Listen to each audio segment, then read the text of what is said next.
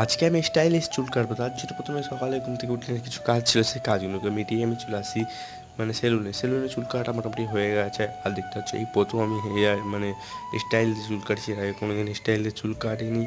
আর দেখতে হচ্ছে আমি বাড়িতে চলে এসে আর শুক্রবার ছিল না, হাসপাতালে চলে গেলাম। এইটা হলো আমাদের মসজিদ, ছাড়া আমাদের এখান থেকে ব্লগ তারা জানো।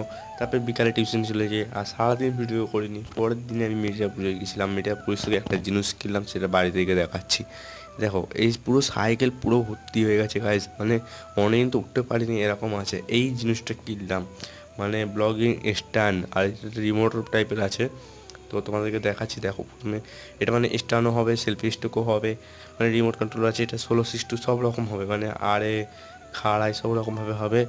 দেখো এইটা খুব ভালো লেগেছে আমার কাছে। আর প্রথম জিনিস বলে কথা এটা। আর আমার কাছে অনেক কিছু আছে, ব্লগিং সেট আপ, মাইক আছে, স্ট্যান্ড আছে, আর একটা সেলফি স্টিক আছে। দেখা হবে নেক্সট ব্লগে, টাটা।